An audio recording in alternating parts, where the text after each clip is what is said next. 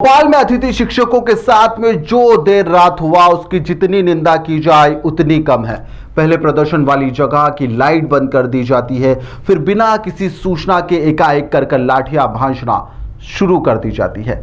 इसमें नहीं देखा जाता कि महिला अतिथि शिक्षक भी है। अतिथि शिक्षकों को जमकर रात को पीटा जाता है। लाठियों के निशान कुछ महीने में चले भी जाएंगे, लेकिन सरकार का जो पुलिसिया जवाब है वह हमेशा इन अतिथि शिक्षकों को याद रहेगा। दिन में एक पोस्टर भी लगाया था जो वायरल भी हुआ था, जिसमें लिखा था कि आप बलवाइयों यानी जो आपका मजमा है वह गैर कानूनी करार दिया गया है, तितर बितर हो जाइए, कारगर गोली चलाई जाएगी।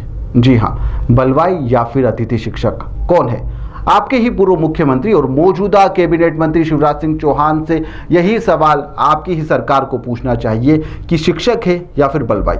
अगर बलवाई है तो फिर महापंचायत क्यों बुलाई थी जो उस समय आपने बुलवाई थी? उस समय चुनाव का वक्त था, उस समय आपने कई वादे करे थे, मंच से अतिथि शिक्षकों की जमकर तारीफ करी थी। सरकार को अपने पुराने वीडियो भी देख लेना चाहिए ताकि उन्हें समझ में आए कि हमने क्या क्या पुराने जब जो चुनाव का वक्त था तो क्या क्या वादे करे थे। वही वादे याद दिलाने के लिए यह लोग भोपाल पहुंचे थे। गलत क्या था? आपने ही कहा था कि आप हमारे अपने हैं, आपकी मेहनत से शिक्षा के क्षेत्र में मध्य प्रदेश लगातार आगे बढ़ रहा है। आपने विषम परिस्थितियों में एमपी को संभाला है। के ही कहे हुए शब्द हैं, किसी और के नहीं। पूर्व सीएम शिवराज ने यह बात कही थी। ऐसे में सरकार के किसी मंत्री को मौके पर नहीं भेजना, ना इनसे बात करना, सरकार की मनोस्थिति और उसका जो रवैया है वह साफ तौर से इससे समझा भी जा सकता है कि आखिरकार वह अतिथि शिक्षकों के साथ में क्या चाहती है। मात्र चुनाव के समय वोट बैंक अतिथि शिक्षक थे, जिसकी फिलहाल अभी 5 सालों तक कोई ज़रूरत नहीं, इसलिए ऐसा रवैया अपनाया जा रहा है। अतिथि शिक्षक कौन है? अतिथि शिक्षक बलवाई वोट बैंक थे या फिर बलवाई थे वोट बैंक थे, मतदाता थे? आखिर थे कौन और अब कौन है?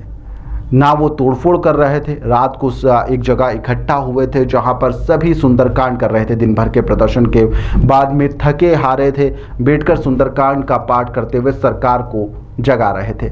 ऐसे में लाइट बंद कर देना और उसके बाद में लाठीचार्ज करना कई सवाल खड़े करता है।